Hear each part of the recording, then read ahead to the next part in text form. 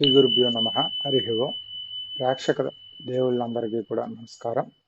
ఈరోజు మనం తెలుసుకోబోతున్న మన హిందూ ధర్మంలో సాక్షాత్తు ఆ శివపరమాత్ముడే ఆ దుర్గాదేవి కోసం, అదే అమ్మలగన్నమ్మ, ఆ లలితా త్రిపుర సుందరి దేవి సహిత, ఆ చండికా పరదేవదే దేవత సహిత దుర్గాదేవి కోసం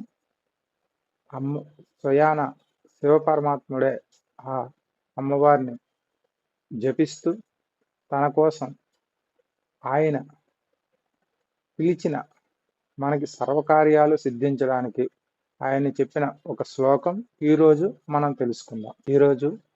తెలుసుకుందాం.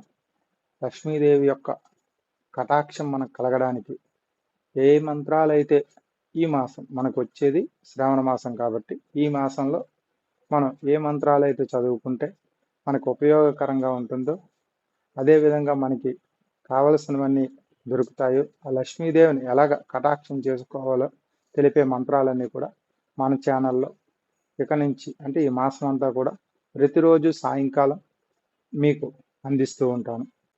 అందరూ కూడా ఆ శ్లోకాన్ని పఠిస్తూ మీ సర్వ కార్యాలు కూడా జయప్రదం చేసుకుంటారని, అదేవిధంగా మీ యొక్క ప్రతి పనిలో కూడా విజయం సాధిస్తారని చెప్పి, ఆయన పక్షంలో ఒకసారి ఈ శ్లోకాన్ని వింటూ ఉండండి. అందరూ కూడా విన్నా అలాగే చదివినా ఆ ఫలితం మనకి చాలా ఎక్కువగా ఉంటుంది. ఏ కార్యం మీద వెళ్ళినా ఆ కార్యం జయం అవుతుంది. అలాగే కూడా అంటే విఘ్నాలు ఏవి లేకుండా కార్యం సిద్ధిస్తుంది.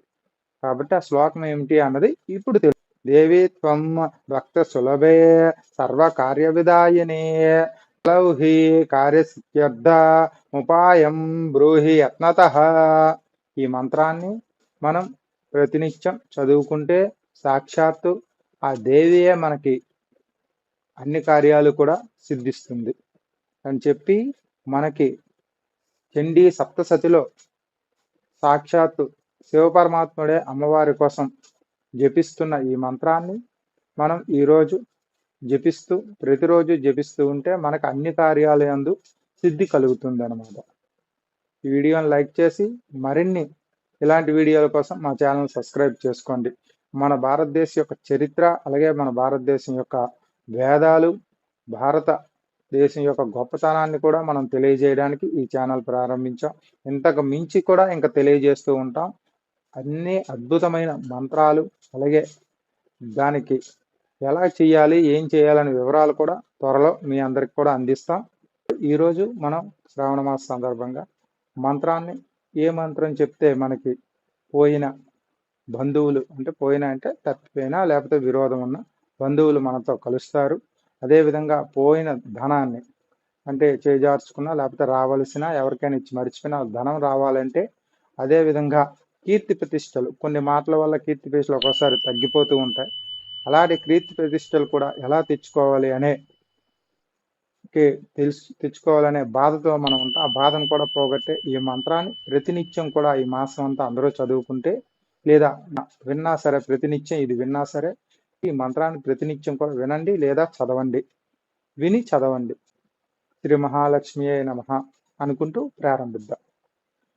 హత బంధుర్లభేద్బంధు ధనభ్రష్టో ధనం లభేత్ కీర్తిహీనో లభేత్ కీర్తిం ప్రతిష్టాంచ లభేద్ధ్రువం ఇతి లక్ష్మీ స్తవ పుణ్యం సర్వదేవైః కృతం శుభం యః పఠేత్ ప్రాతరుద్ధాయ సవైశ్వర్యం లభేద్ధ్రువం.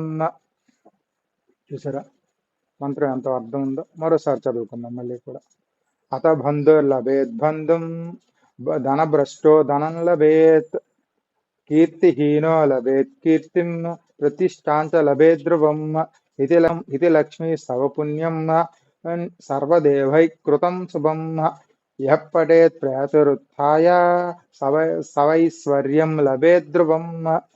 కీర్తి ప్రతిష్టలు, మనకి పోయిన కీర్తి ప్రతిష్టలు తెప్పించడానికి ఈ మంత్రం చాలా ఉపయోగపడుతుంది. కాబట్టి ఇలాంటి మరిన్ని విషయాల కోసం మన ఛానల్ని సబ్స్క్రైబ్ చేసుకోండి.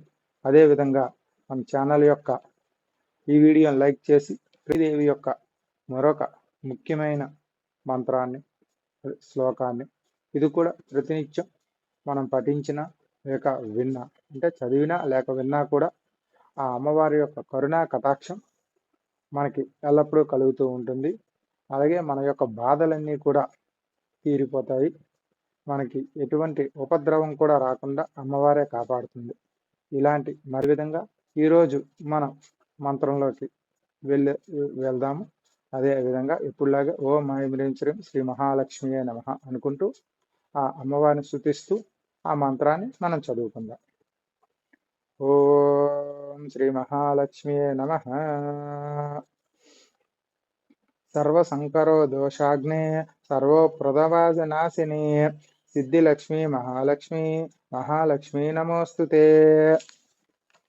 నమస్తే మహాదేవి నమస్తే సురపూజితే నమస్తే సర్వలోకానాం మాతుర్నిత్య శివేక్షయే అంటూ ఈ మంత్రాన్ని మనం ప్రతినిత్యం చదువుకుంటే మనకున్న బాధలన్నీ తొలుగుతాయి. కాబట్టి మరోసారి ఈ మంత్రాన్ని మళ్ళీ చదువుకుందాం.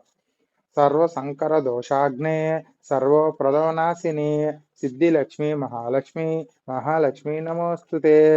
నమస్తే మహాదేవి నమస్తే సురపూజితే నమస్తే సర్వలోకానాం మాతుర్నిత్య శివేక్షయే అంటూ అమ్మవారి యొక్క మంత్రాన్ని మనం చదువుకుంటూ ఆ అమ్మవారిని జపిస్తూ ఉంటే మనకున్న సర్వ దోషాలు కూడా ఆవిడే నాశనం చేస్తూ ఉంటుంది. ఎటువంటి ఉపద్రవాలు కూడా రాకుండా కాపాడుతూ ఉంటుంది.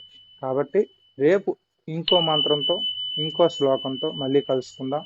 ఈ శ్రావణ మాసం అన్నాళ్ళు కూడా మీకు ఇలాంటి ప్రత్యేకమైన మంత్రాలు అందిస్తూ ఉంటాం. అందుకనే మా ఛానల్ని సబ్స్క్రైబ్ చేసుకోండి, ఈ వీడియోని లైక్ చేయండి. అంతవరకు మన వేదాల్లో అలాగే మన ఉపనిషత్తుల్లో తెలిపిన మంత్రాలన్నీ కూడా మీకు యథాతథంగా వాటి యొక్క వివరణతో కూడా తెలపబడుతూ ఉంటుంది. మీకు ఏమైనా సందేహాలు ఉంటే కామెంట్ చేస్తూ ఉండండి. సెలవు, నమస్కారం. శ్రీ గురుభ్యో నమః. జై శ్రీరామ్, జై హింద్, జై శ్రీ మహాలక్ష్మీ దేవ్యే నమః. హరి ఓం తత్సత్.